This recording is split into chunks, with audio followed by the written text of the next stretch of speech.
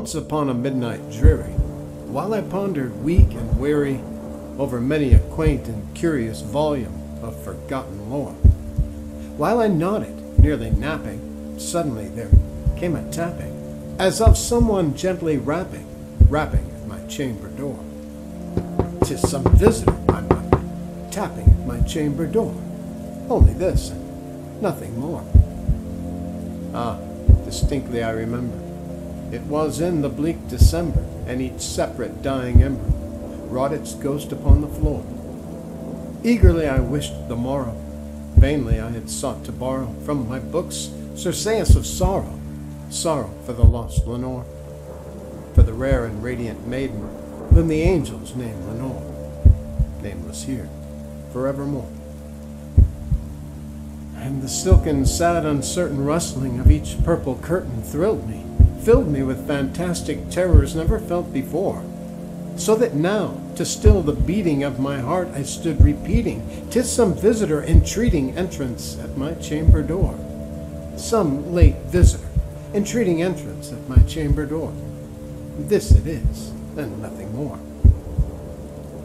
Presently my soul grew stronger, hesitating then no longer. Sir, said I, or madam, surely your forgiveness I implore, but the fact is I was napping, and so gently you came rapping, and so faintly you came tapping at my chamber door, that I scarce was sure I heard you. Here I opened wide the door. Darkness there, and nothing more. Deep into that darkness peering, long I stood there wondering, fearing, doubting, dreaming dreams no mortal ever dared to dream before. But the silence was unbroken, and the stillness gave no token, and the only word there spoken was the whispered word, Lenore. This I whispered, and an echo murmured back the word, Lenore. Merely this, and nothing more. Back into the chamber turning, all my soul within me burning. Soon again I heard a tapping, somewhat louder than before. Surely, said I, surely that is something at my window lattice. Let me see then what thereat is, and this mystery explore. Let my heart be still a moment, and this mystery explore. 'Tis the wind, and nothing more. Open here I flung the shutter, when with many a flirt and flutter, in there stepped a stately raven of the saintly days of yore. Not the least obeisance made he, not a minute stopped or stayed he, but with mien of lord or lady perched above my chamber door, perched upon a bust of Pallas, just above my chamber door, perched and sat, and nothing more.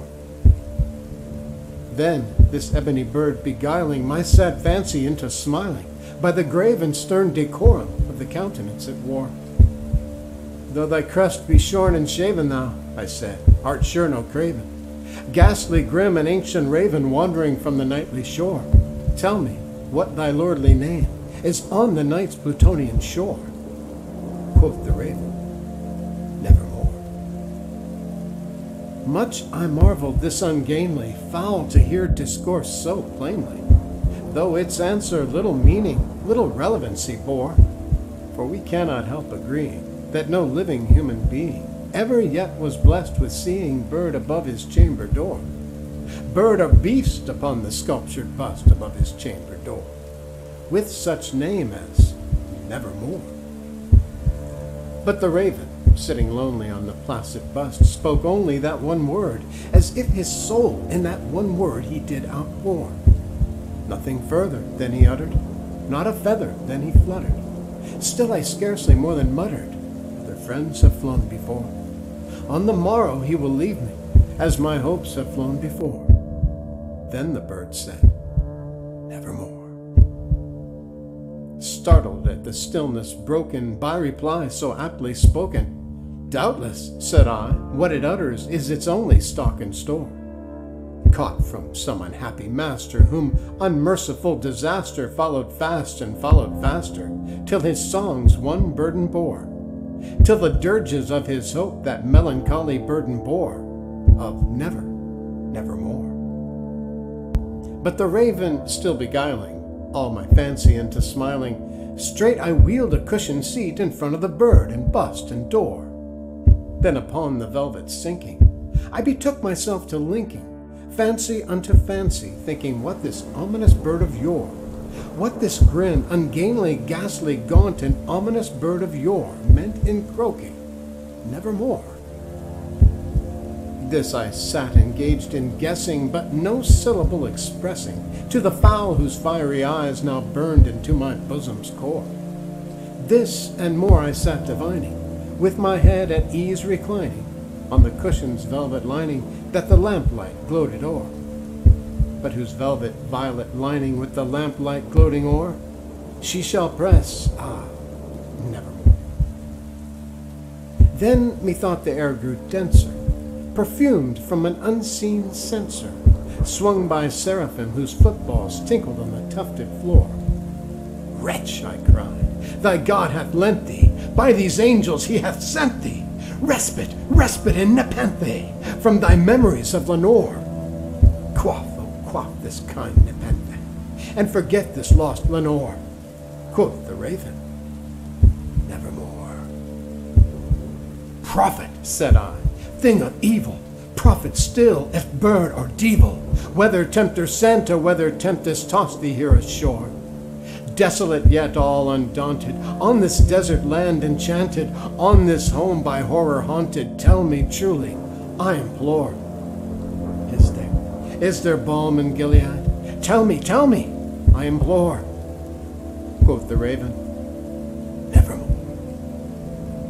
Prophet, said I, thing of evil, prophet still, if bird or devil, by that heaven that bends above us, by that God we both adore. Tell this soul with sorrow laden, if within the distant Aden it shall clasp a sainted maiden, whom the angels name Lenore. Clasp a rare and radiant maiden, whom the angels name Lenore.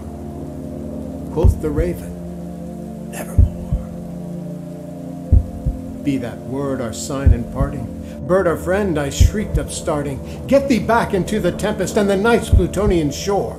Leave no black plume as a token of that lie thy soul hath spoken. Leave my loneliness unbroken. Quit the bust above my door. Take thy beak from out my heart, and take thy form from off my door. Quoth the raven, nevermore. And the raven, never flitting, still is sitting on the pallid bust of Pallas, just above my chamber door, and his eyes have all the seeming of a demon's that is dreaming, and the light lamp o'er him streaming throws his shadow on the floor, and my soul from out that shadow that lies floating on the floor shall be lifted